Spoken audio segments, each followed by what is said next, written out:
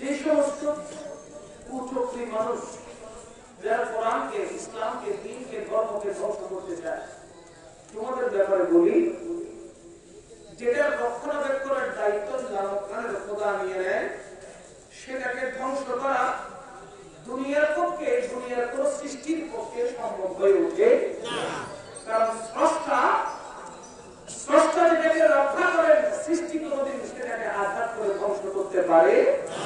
তাই বলতে চাই, যদি আগুন লেগে ধ্বংস হয় পৃথিবীর বইয়ের দোকান, যদি আগুন লেগে ধ্বংস হয় পৃথিবীর সকল বইয়ের দোকান, তবু বিশ্ব থেকে হারাবে না পবিত্র কোরআন। বিশ্ব থেকে হারাবে না পবিত্র কোরআন। বলেন বিশ্ব থেকে হারাবে না পবিত্র কোরআন। আমরা কোরআনকে ভালোবাসি কিনা? বলেন না, কোরআনকে ভালোবাসি কিনা? কোরআনকে ভালোবাসি কিনা? আসন্ন পবিত্র রমজান মুবারকে, যেই মাসে আল্লাহর পক্ষ থেকে কোরআন নাযিল হয়েছে,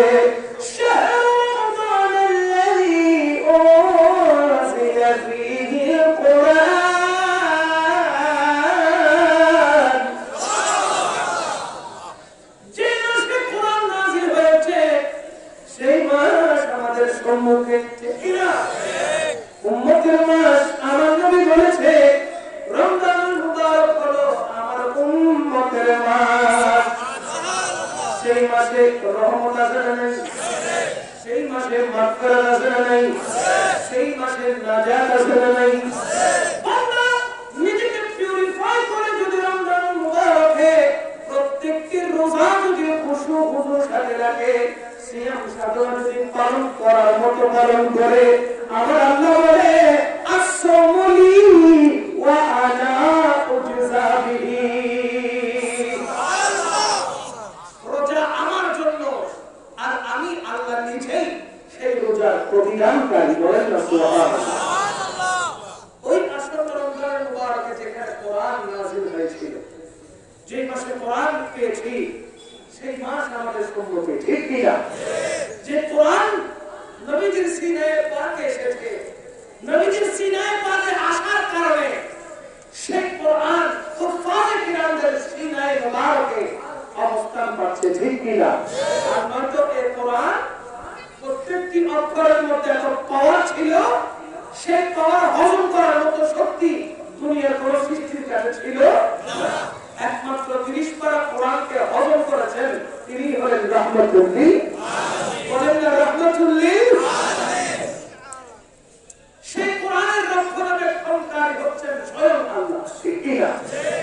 এজন্য বলতে চাই, যদি আগুন লেগে ধ্বংস হয় পৃথিবীর সকল বইয়ের দোকান, তবু বিশ্ব থেকে হারাবে না পবিত্র কোরআন। করেন বিশ্ব থেকে হারাবে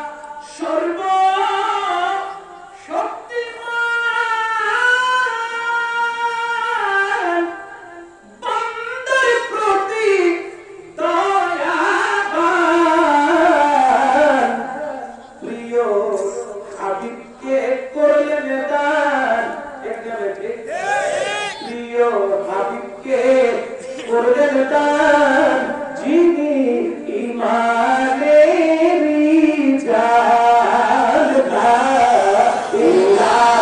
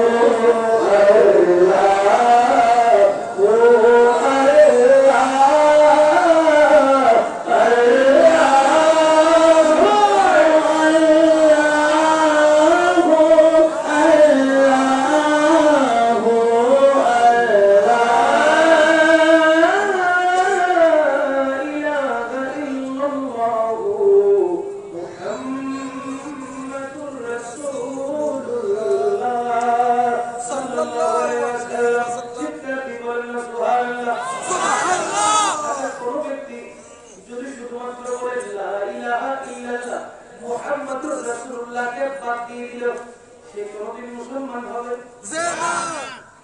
আচ্ছা, কেউ যদি শুধু আল্লাহকে বিশ্বাস করলো, আখিরাতকে বিশ্বাস করলো, ফেরেশতাদেরকে বিশ্বাস করলো, পরকালকে বিশ্বাস করলো, হিসাব নিকাশকে বিশ্বাস করলো, মিজানকে বিশ্বাস করলো, কবর হাসরকে বিশ্বাস করলো, কিন্তু নবীকে মাঝখান থেকে বাদ দিয়ে দিলে সে মুসলমান হবে না।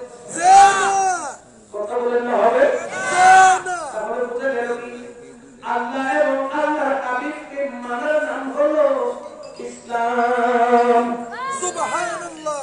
যার অন্তরে নবীর প্রেম থাকবে, যার অন্তরে নবীর মুহাব্বত থাকবে, যে ব্যক্তি আমার নবীজিকে অন্তরের মধ্যে ঠাঁই দিতে পেরেছে, পরিচয়ের মধ্যে ঠাঁই দিতে পেরেছে, সেই ব্যক্তি হবে মুমিন, সেই ব্যক্তি হবে মুমিন। কারণ যার অন্তরে নবীর প্রেম থাকে, সেই নবীর সাথে কোনদিন মুস্তাহি করতে পারে না। বলেন ঠিক না ঠিক? দুশ্মনী সে কখনো করতে, কারণ তার অন্তরে আমার নবীর কি আছে? প্রেম আছে, ভালোবাসা আছে। প্রেম ভালোবাসা থাকলে সে কোনদিন নবী বিদ্বেষী হতে পারে না। আমার আল্লাহ পাক রব্বুল আলামিন কোরআন কারীমের মধ্যে আয়াত ইরশাদ করে, ও নবীজি, আপনার দরবারে আপনার কাছে কিছু মুনাফিক আসবে। ওই মুনাফিকগুলো এসে বলবে, আমরা আল্লাহর প্রতি ঈমান এনেছি, পরকালের প্রতি ঈমান এনেছি। রাসূল মাঝখান থেকে আপনি রাসূলকে বাদ দিয়ে দিবে। আমার আল্লাহ বলে, সাবধান সাবধান, তারা মুসলমান নয়, তারা এক নম্বরের বেঈমান।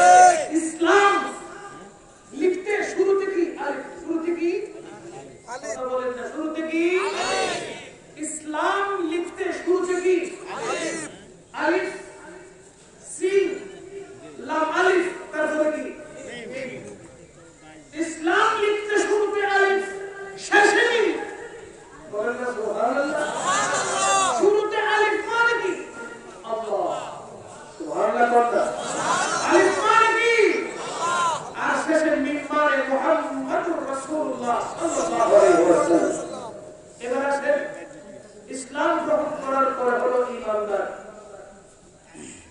মুমিনুন, মুমিনুন লিখতে শুরুতে বিন শেষে নুন, ঈমান লিখতে শুরুতে আলিফ শেষে নুন। বলেন না সুবহানাল্লাহ।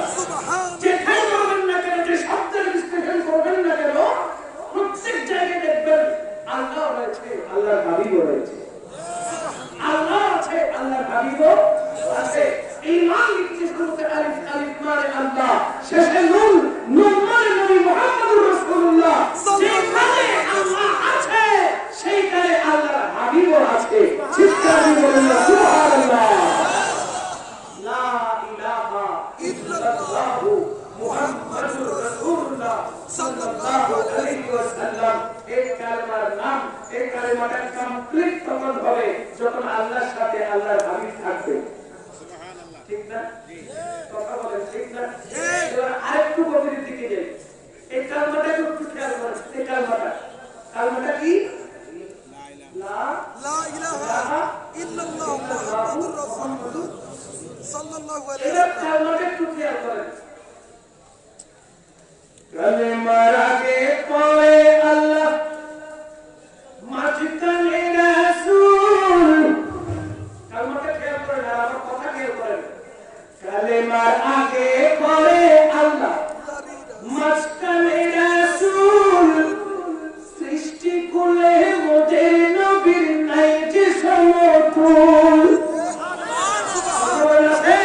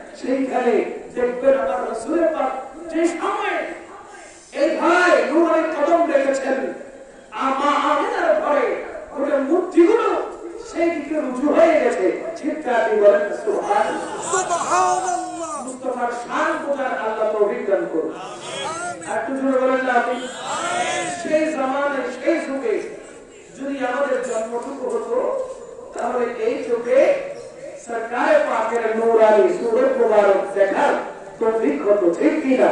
এজন্য বলতে চাই, জন্ম আমার নবীর যুগে হলে কেমন হতো, জন্ম আমার নবীর যুগে হলে কেমন হতো, জন্ম আমার নবীর যুগে হলে কেমন হতো। আপনারা কি জানেন না যে বাচ্চা জানেন প্রত্যেকই খুব বেশি কষ্ট হচ্ছে, খারাপ বেশি লাগছে, এই গলা দিছে, গলার ভিতরে টোন দিছে, সুর দিছে কে? কথা বলার শক্তি দিছে কে? আজকে এখানে আসার বসার জন্য সুযোগ দিয়েছে কে? অনেক মানুষের কণ্ঠ আছে, গলাও আছে, নদীও আছে, সবকিছু আছে, কিন্তু কথা বলতে পারে না। তাদেরকে বলা হয় বোবা, ঠিক নেই? তাদেরকে কি বলে? তাদেরকে কি বলে? সে চাইলেও একবারের জন্য আল্লাহ শব্দ উচ্চারণ করতে পারে। আমাদের কথা বলতে সুযোগ আছে, সে আল্লাহর দরবারে শুকরিয়া দরকার আছে না? আজকে যে আল্লাহ কথা বলার সুযোগ দিয়েছেন, আল্লাহ ডাকার সুযোগ দিয়েছেন, নামাজ উচ্চারণ করে পড়ার সুযোগ দিয়েছেন, কোরআনকে তিলাওয়াত করার সুযোগ দিয়েছেন, আল্লাহর দরুদ আল্লাহর নবীর দরুদ শরীফ পড়ার সুযোগ দিয়েছেন, তো আমরা চুপ করে বসে থাকবো কেন? চুপ করে বসে থাকলে তো শয়তান খুশি হয়ে যায়, ঠিক না? চুপ করে বসে থাকলে কে খুশি হয়? শয়তান।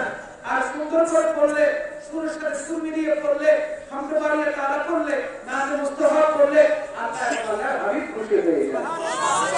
খুশি কার করবেন? শয়তানের নাকি রাসূলের? কথা বল, শয়তানের না রাসূলের? রাসূলের খুশি করতে চাইলে একসাথে উচ্চারণ করে করতে হবে কি হবে না? আর সুযোগ দেখেন, আর লাভ দেখেন, আর খুশির সংবাদ দেখেন, যারা নবীর শানে নাজ মুস্তাফা করছেন, দরুদ শরীফ করছেন, ইয়া রাসূলুল্লাহ বলে চিৎকার দিচ্ছেন, এখান থেকে আপনার এই জিকিরটা, এই দরুদ শরীফটা দরবারে মুস্তাফায় হযরত জিবরিল আমিন নিয়ে পৌঁছায়া দিচ্ছে।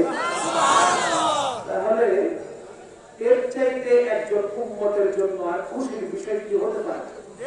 কথা বলে ঠিক কিনা? আসেন একটু মহব্বতের সাথে বলার চেষ্টা করি। সময় খুব সংক্ষেপ, রাত 12 বেজে গেছে, আর কিছুক্ষণ সময় আপনাদের সাথে আছি। একটু মহব্বতের সাথে আল্লাহর হাবিবের যদি জিকির করেন, দয়াল নবী তো খুশি হয়ে যাবে, ঠিক কিনা? জন্ম আমার নবীর যুগে হলে কেমন হতো, জন্ম আমার নবীর যুগে হলে কেমন হতো, নয়নে রাসূল পাক দেখিলে কেমন হতো,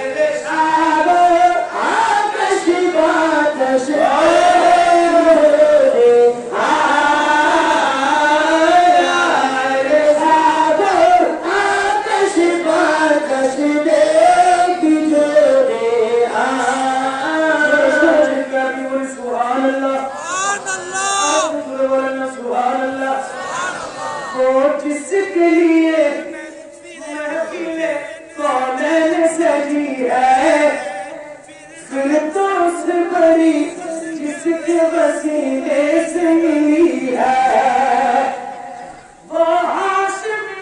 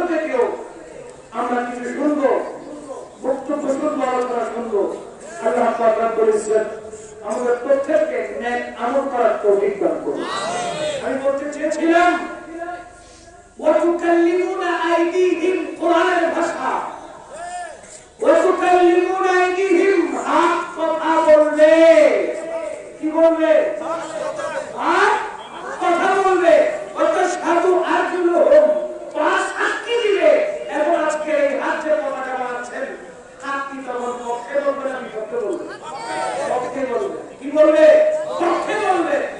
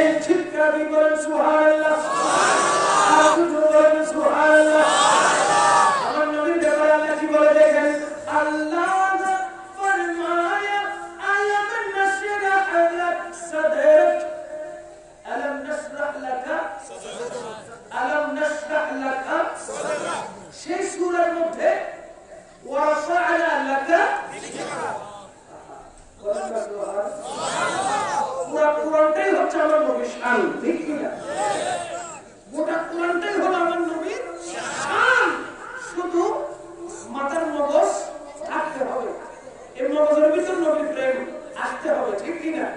ইমামে আলা হযরত ইমামুল ইশক ওয়াল মুহাব্বত ইমামে আহমদ রাজা খান হযরত নবী তিনি বলছেন গোটা 30 পারা কুরআনের দিকে যখন নজর করলাম, 114 সূরার দিকে যখন নজর করলাম, 6666টি আয়াতের দিকে যখন নজর করলাম, আমি আহমদ রাজার নজরে মুস্তাফার শান ছাড়া আর কিছুই আমি দেখতে পেলাম না।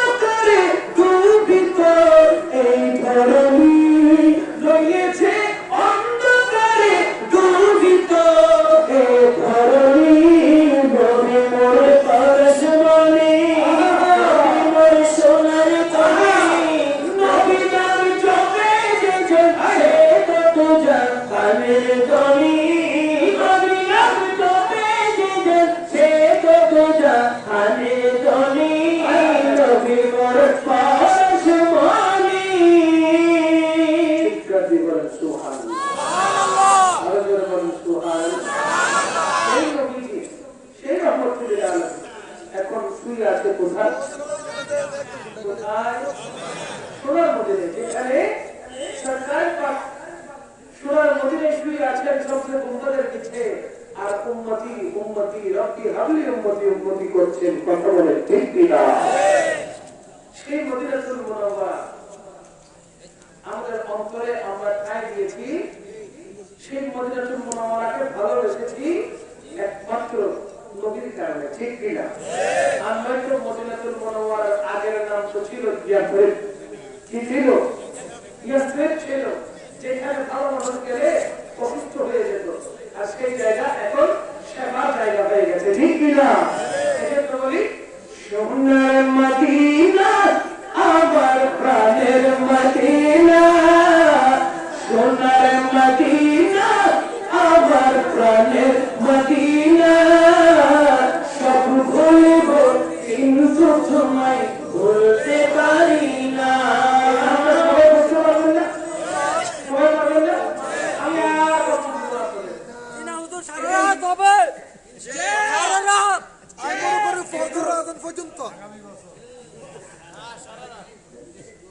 একবারও ফজরের নামাজ পড়ে একটু মহব্বতের সাথে করবেন না? পারবো ইনশাআল্লাহ।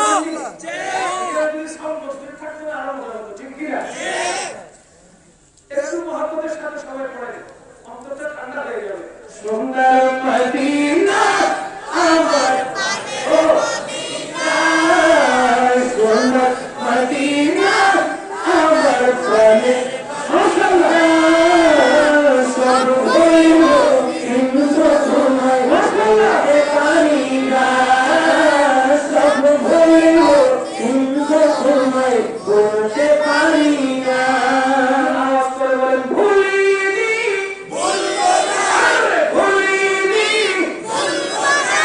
আচ্ছা শুধুমাত্র যুবকরা বলেন, আমার মুরব্বী বাবা একদম চুপ থাকবেন, শুধু যুবকদের কথা শুনতে চাই। রাজি আছেন? রাজি আছেন? ভুলিনি, ভুলবো না, ভুলিনি, ভুলবো না, ভুলতে পারি না, ভুলিনি, ভুলবো না, ভুলতে পারি না, সব বলিব কিন্তু তোমায় মাশাআল্লাহ, সব বলিব কিন্তু তোমায় বলতে পারি না।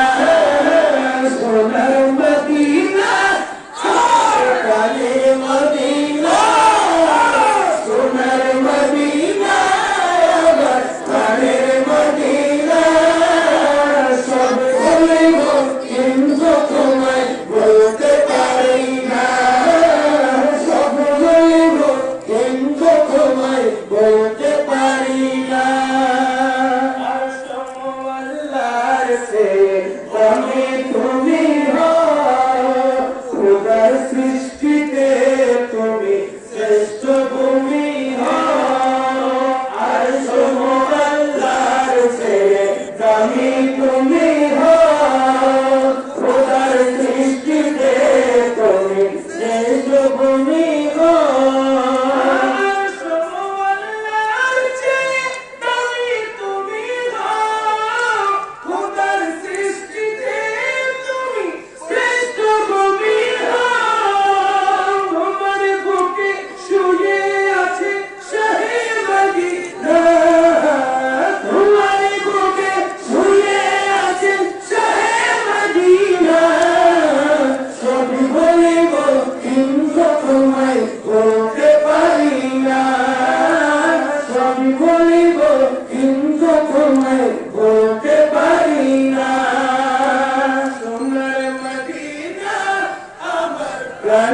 মদিনা, সোনার মদিনা, প্রাণের মদিনা, সব ভুলিব কিন্তু তোমায় বলতে পারি না, সব ভুলিব কিন্তু তোমায় বলতে পারি না।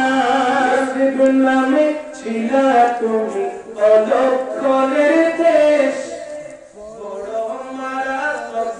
ছিল তোমার পরিবেশ, নামে ছিল তুমি অলক্ষণের দেশ, বড় মানব ছিল তোমার পরিবেশ, নামে ছিল তুমি অলক্ষণের দেশ,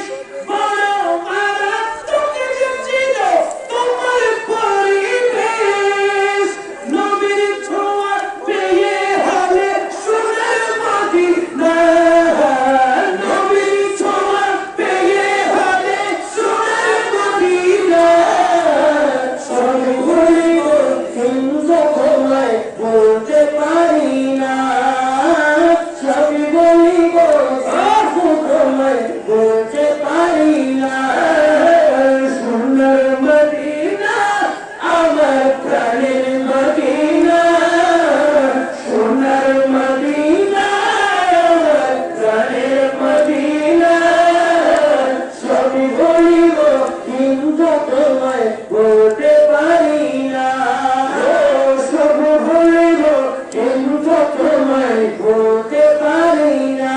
জান্নাতের বাগান তোমায় নবী বলেছেন, মাকে সেবার অধিকারী তোমায় করেছেন। জান্নাতের বাগান তোমায় নবী বলেছেন, মাকে সেবার অধিকারী তোমায় করেছেন। জান্নাতের বাগান তোমায় নবী বলেছেন, মাকে সেবার অধিকারী তোমায় করেছেন। তোমার বুকে প্রবাহিত নূরের ঝর্ণা, তোমার বুকে প্রবাহিত নূরের ঝর্ণা। সব ভুলব কিন্তু তোমায় ভুলতে পারি না, সব ভুলব কিন্তু তোমায় ভুলতে পারি না। সোনার মদিনা গায়ে মদিনা, সোনার মদিনা আমার গায়ে মদিনা। বলিব কিন্তু তোমায় বলতে পারি না, সব কিন্তু তোমায় বলতে পারি না। বলিব কিন্তু তোমায় কিন্তু তোমায় কেমনে বলবো? সোনার মদিনাতে বলার কোনো অপশন নাই, যেহেতু সোনার মদিনা রহমতুল আলামিনকে বুকে নিয়ে শুয়ে আছে। সে জায়গায় আজকে রসুলরা ভুলতে কি করে? সোনার মদিনায় যাওয়ার আল্লাহ আমাদেরকে তৌফিক দান করুন। কে কে যেতে চাই? নারে রিসালাত, নারে গাউসিয়া, আহলে সুন্নাত ওয়াল জামাত জিন্দাবাদ, জিন্দাবাদ। জিন্দাবাদ, জিন্দাবাদ। দরবার শরীফ জিন্দাবাদ, জিন্দাবাদ। ইসলামী ছাত্র সেনা জিন্দাবাদ, জিন্দাবাদ। আজকে আমরা যারা এখানে বসেছি শুনছি, আমি দোয়া করি মুসাফির মানুষ আল্লাহ পাক রব্বুল আলামিন আমরা যারা উপস্থিত হয়েছি তাদেরকে জীবনে একটিবার হলেও আমার রাসূল পাকের রওজা দেখার তৌফিক দান করুন। আমিন। হজ পালন করার তৌফিক দান করুন। আমিন। উমরা করার তৌফিক দান করুন। আমিন। হারে কাবার তাওয়াফ করার তৌফিক দান করুন। আমিন। আল্লাহর ঘরকে ঘোরার তৌফিক দান করুন। সবচেয়ে উন্নতের নিচে যে সোনালী জারিতে আমার রাসূল পাক শুয়ে আছেন, সেই সবচেয়ে উন্নত সড়ককে দেখে সোনালী জারিতে চুমু খাওয়ার তৌফিক দান করুন। যারা সোশ্যাল মিডিয়াতে দেখছেন, আল্লাহ পাক তাদের দোয়াও আমাদের সাথে সাথে তারাও যেন দেখতে পারে সেই তৌফিক দান করুন। চট্টগ্রাম আঞ্চলিক ভাষায় একটি কথা আছে, আর টিয়া নাই। আপনারা বুঝবেন কিনা জানি না, বুঝলেন? আচ্ছা দেখি এর ভিতরে চলতে ভাষায় বলতে পারি কিনা।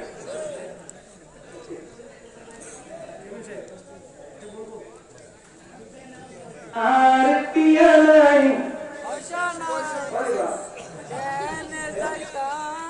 আমার টাকা নাই, পয়সা নাই, কেমনে যাইতাম আমি সোনার মদিনায়।